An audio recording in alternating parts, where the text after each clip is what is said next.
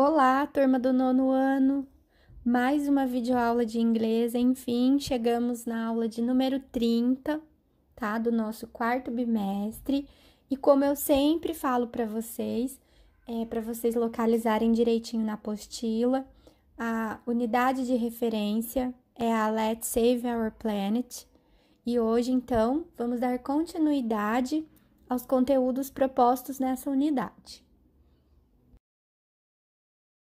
E o assunto dessa aula de hoje será o uso das tag questions ou questions tag, né? As duas formas de falar estão corretas.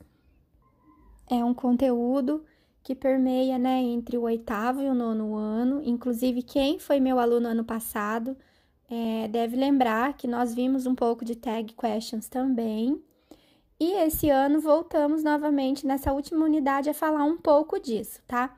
Então, eu vou começar falando para vocês da definição, para que servem, e depois nós vamos focar mais no uso das tags com um tempo verbal específico. E aí eu vou falando para vocês mais adiante, né, durante a aula. E de qualquer forma, eu vou começar pela definição, dizendo o que são essas tag questions. Vamos ler juntos aí no vídeo. É muito comum o uso de tag questions no nosso dia a dia, já que conversamos com várias pessoas e reagimos de acordo com a situação. Nesse sentido, podemos perguntar algo para confirmar ou iniciar uma conversa, por exemplo. Então, de uma forma resumida, as tag questions são perguntas curtas que posicionamos no final de uma asserção, que pode ser negativa ou positiva, e com objetivos diversos. Podemos, então, dizer que são perguntas confirmativas, né? Perguntas de confirmação. As tags variam, né, de acordo com cada tempo verbal. No entanto, falando sobre a expressão, podemos dizer que ela tem como significado aquela expressão não é, né? É, não é, mas nesse sentido, tá? De confirmar algo, né? Perguntas de confirmação. E agora, falando um pouco quanto ao uso das tag questions, para vocês relembrarem, né, e aprenderem também que elas são posicionadas sempre no final da oração, no final da frase, logo após alguma asserção, né? Podemos ver aí como um sinônimo de asserção, uma afirmação, né, uma colocação. E dentre todas essas explicações, tem uma parte aqui que eu acho muito importante e que vocês não devem esquecer, que é referente ao uso das question tags e os tempos verbais, tá?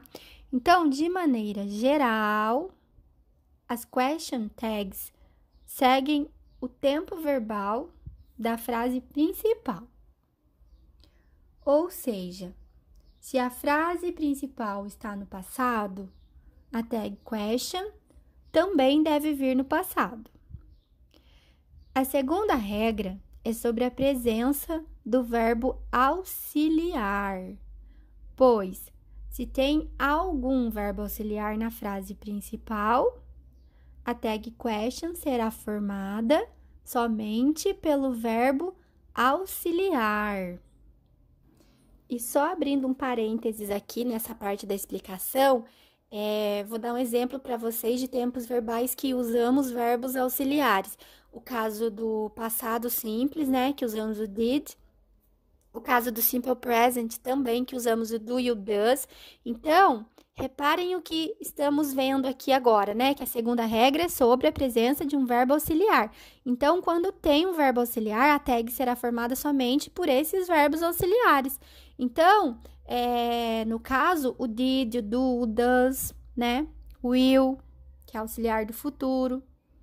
No caso do present perfect, né? O verbo auxiliar é o has, o have, tá? Só para vocês ficarem atentos. Por outro lado, né? No entanto, se a frase principal for constituída por um tempo verbal simples, deve-se apenas utilizar na tag question o verbo correspondente a esse tempo verbal. E após essa explicação, podemos chegar à seguinte conclusão, né? Que as tag questions, elas podem ser usadas com diversos tempos verbais, com todos praticamente. Entre eles, simple past, present continuous, past continuous, simple future, immediate future, modal verbs, present perfect, to be, entre outros.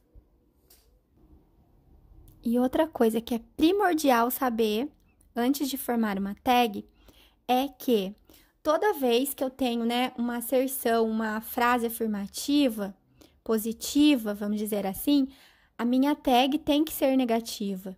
E se a minha frase for negativa, a tag obrigatoriamente tem que ser positiva.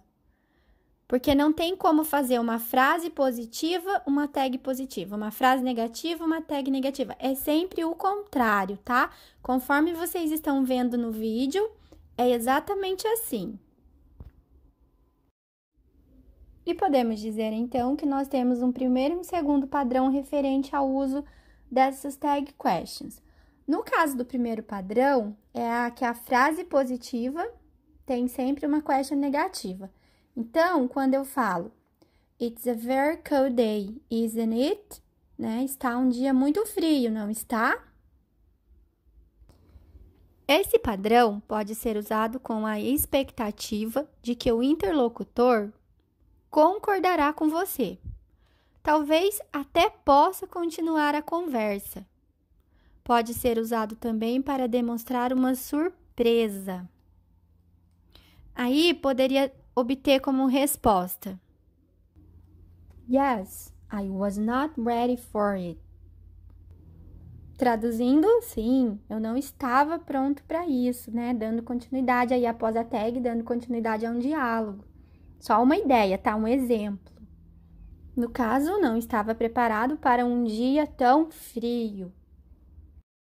E temos também o segundo padrão.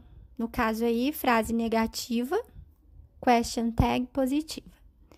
I haven't seen my notes. Have you? Traduzindo, ficaria algo como: eu não vi minhas anotações, você viu? Uma resposta possível seria: No, I'm sorry, but I haven't. Não, me desculpe, mas eu não as vi.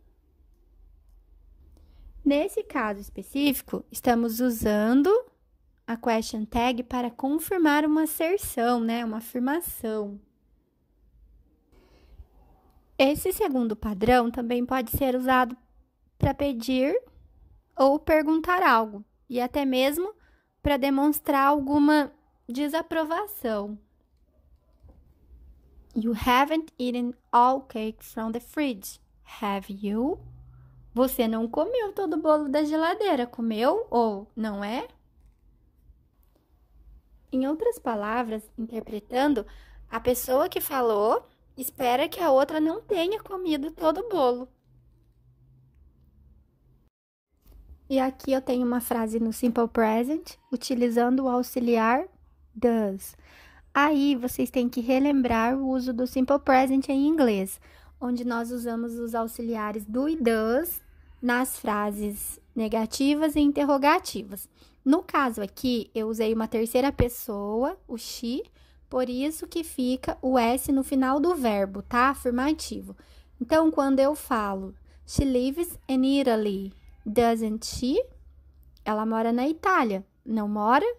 Aí, cai naquilo que acabei de explicar. Frase positiva, tag negativa. Nesse caso, por que eu usei doesn't na tag?